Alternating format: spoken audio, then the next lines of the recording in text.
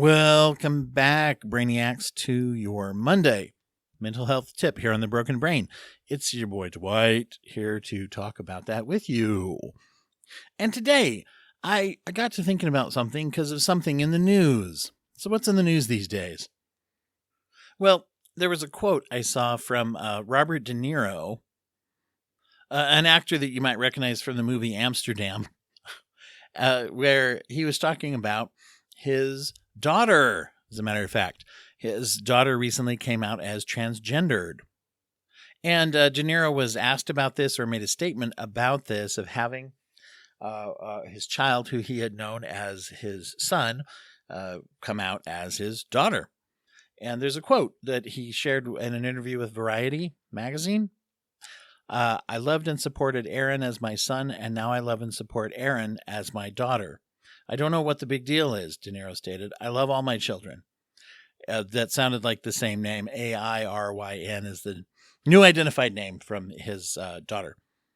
There's a couple important parts to this story that I did not see in some of the headlines of this, and it forced me to click through the headlines and actually read articles or watch a YouTube video about it, perhaps.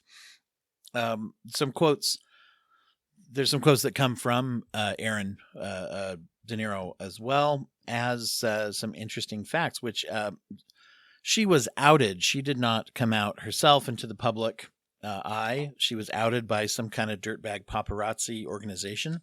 And as you know, coming out is a thing to celebrate, but being outed is an act of aggression, particularly in today's day and age, in areas where being transgendered is thought of, in such harsh terms by people with bigotry. The trans community is more likely to be targeted by, violence and other unpleasant things as far as prejudice goes. So one of the quotes from Airyn is, "There is a difference between being visible and being seen. I've been visible. I don't think I've been seen yet." She talks in some of these quotes about having supportive parents, but saying that in societally feeling that, let's see, I was always told I was too much of something or not enough of something growing up. Too big, not skinny enough, not black enough, not white enough, too feminine, not masculine enough, etc.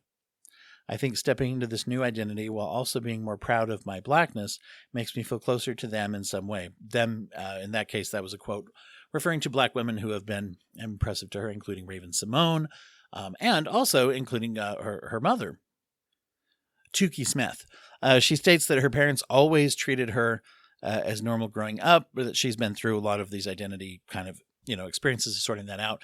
There are some old quotes, too, of Robert De Niro talking about some of the prejudice that can go, the difficulties, rather, that go with being the child of someone who's in the public eye, who's famous, and the discrimination against,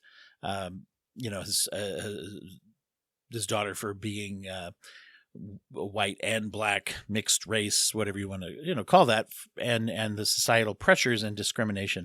De Niro has spoken out against discrimination in all forms before, as well, publicly, as a public figure.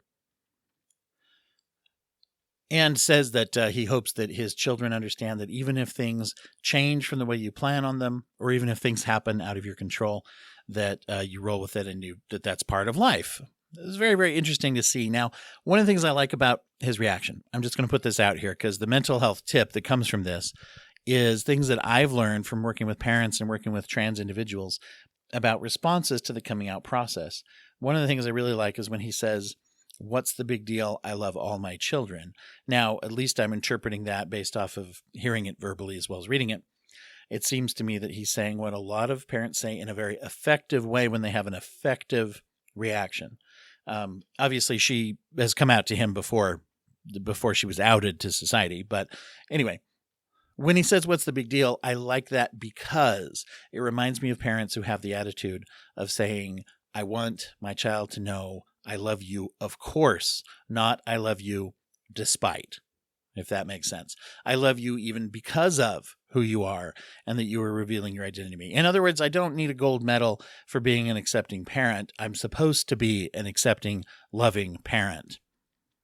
Another somewhat in the public eye kind of a reaction that I had heard to a coming out process came from Jesse Thorne, who is a comedian and podcaster who runs the Maximum Fun network of podcasts, if you're familiar with that. If you're not familiar with it, he still does run it. But anyway, he and his wife are big advocates for trans children because they have a trans child. And the way that I read him describing that is he said, I thought one of my children was my son until she was old enough to tell me that she was my daughter, which I heard this years ago, maybe 10 years ago or more, before I had heard more people embracing that exact pattern of language.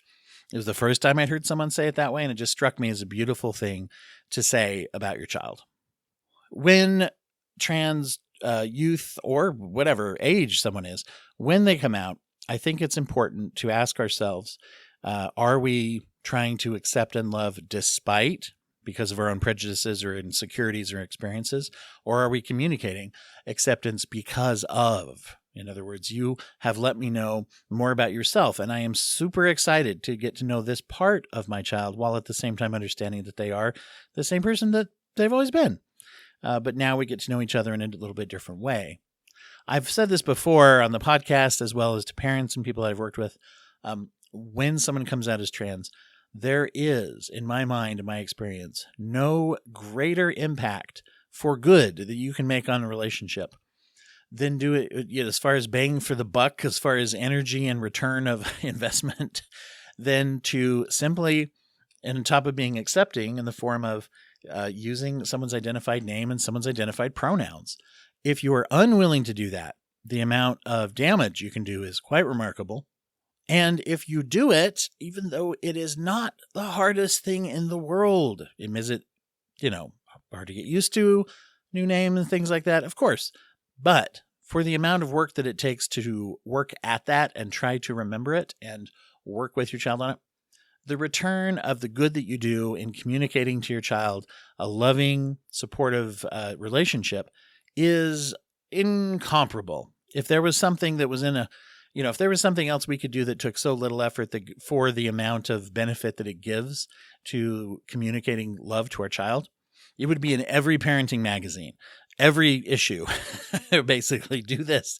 It works so great and helps so much to let them know that you love them for however, investment that you have to put in it. So that is just something that I would put out there for everyone to keep in mind. So I thought this was a great example of people talking about it. Do you have to adjust if your child comes out to you? Well, of course, you probably have different expectations that you had about what their life would be like, your life would be like with them, the experiences you would share. Maybe you even had traditions that were gendered traditions that you're not sure if you can still do or not.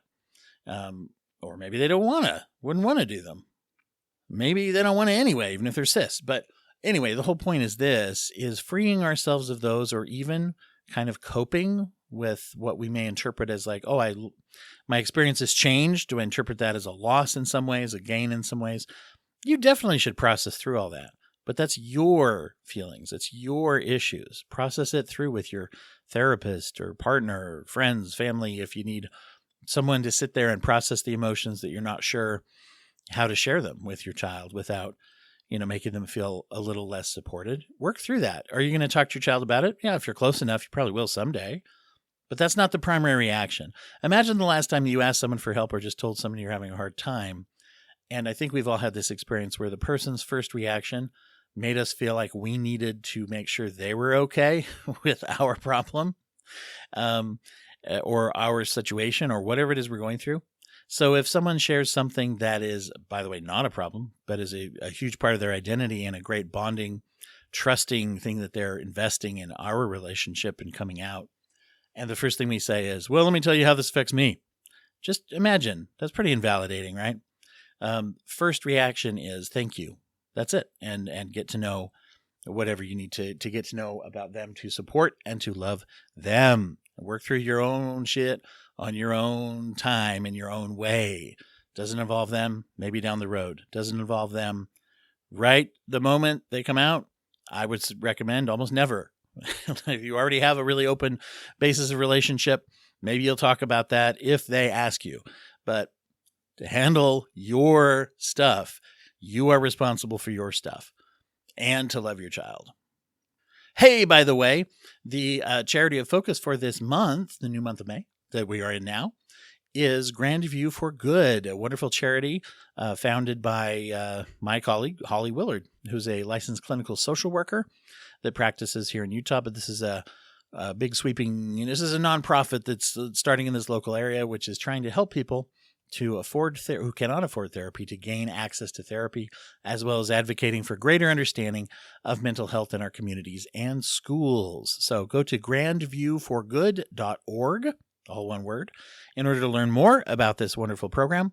Anybody who subscribes, by the way, to the Patreon this month, 50% of your donation will go to Grandview for Good for the duration of your membership, forever and ever, until the sun burns out and the world ends. That's a long time to stay on Patreon.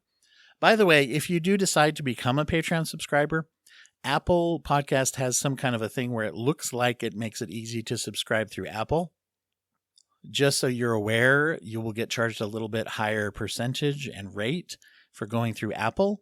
That higher number will not come through to me or to the program.